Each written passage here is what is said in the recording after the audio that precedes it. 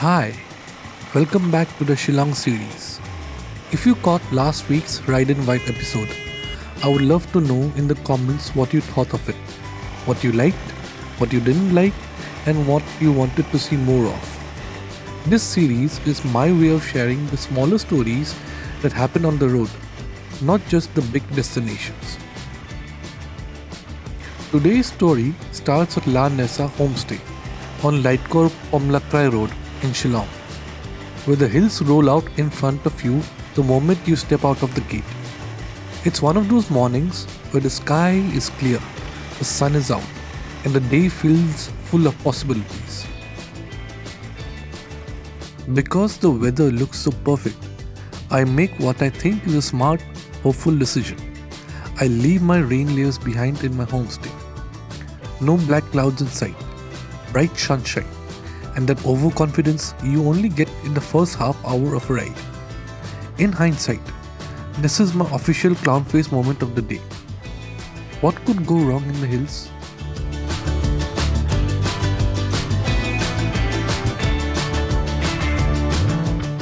The city noise slowly fades and hill starts to take over. The road is mostly good, decent tarmac and gentle elevation changes. But this is where the real character of a hill riding shows up.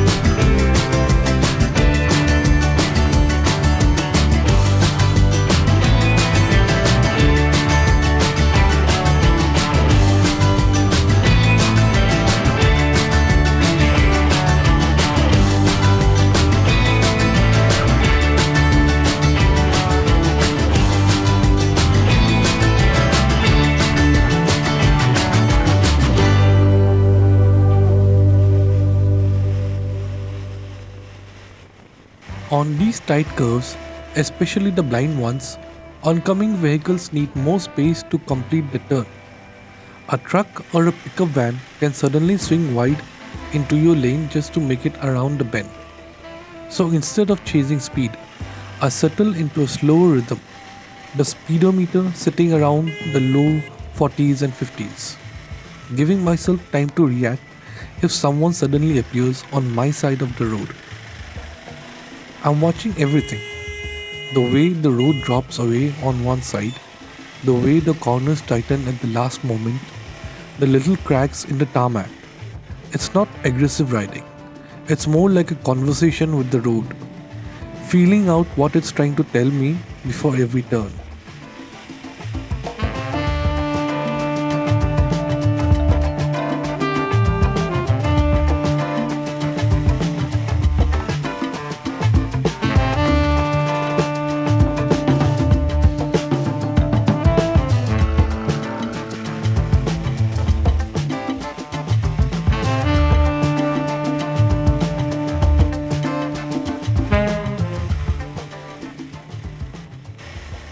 Now, in the video, you'll mostly see clean roads and flowing turns.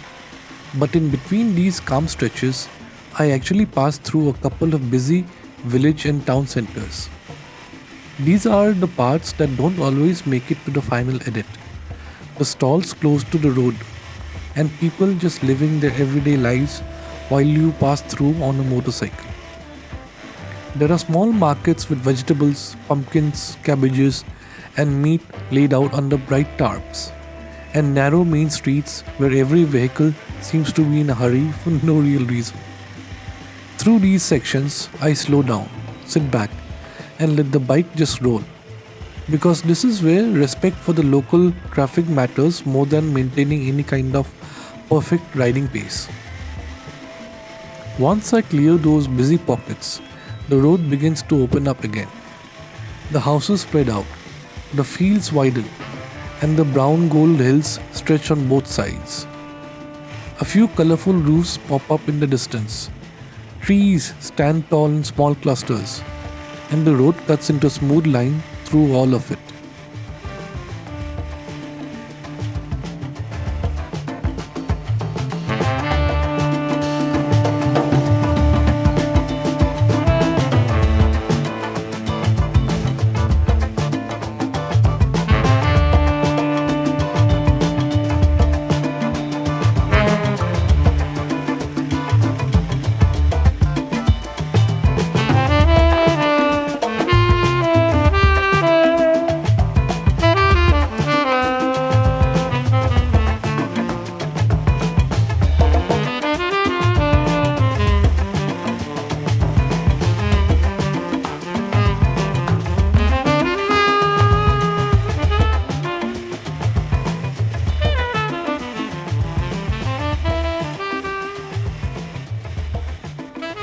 This is my favorite kind of stretch.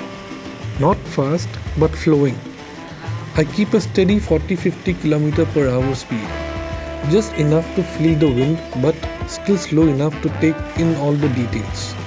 In moments like these, it feels less like I'm traveling somewhere and more like I'm slowly riding through someone else's everyday world.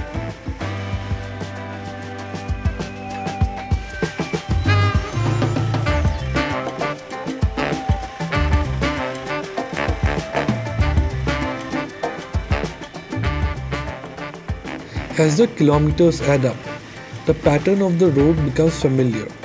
Curve, short straight, another curve, a small village, then back to open hills. The surface has its scars, cracks, patches, and the occasional rough section, but nothing too dramatic. What keeps me alert isn't the road itself, it's everyone sharing it.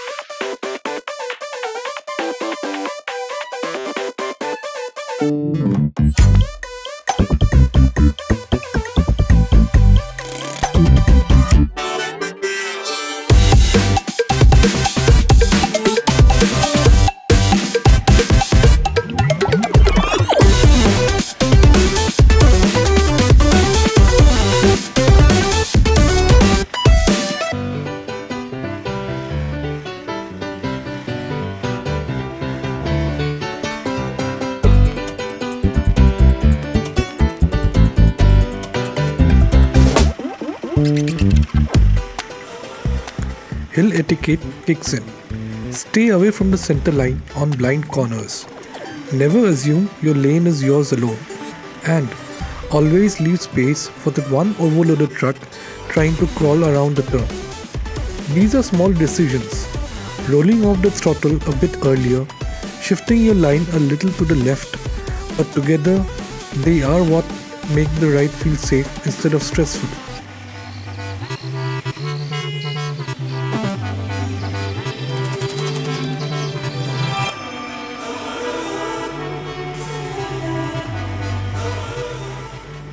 And then, towards the end of the ride, something little unexpected happens. Out of nowhere, a scooty with a pillion pops onto the frame and changes the mood of the road completely. I won't go into the details here, but let's just say this one moment shifts the energy of the ride in a way I wasn't planning for. It's the kind of thing that makes you sit up a little straighter, recheck your speed, and pay very close attention to what's happening ahead. If you watched till this point, drop a comment and tell me what you think happened next after the scooty entered the scene. I'll be reading through your guesses before I edit the next one. Make sure you're subscribed with the bell icon on, because next week's episode will pick up exactly from this moment and follow how one scooty changes the rest of the day. Until then, ride safe, respect the mountains, and I'll see you in the next one from Shillong. Bye bye.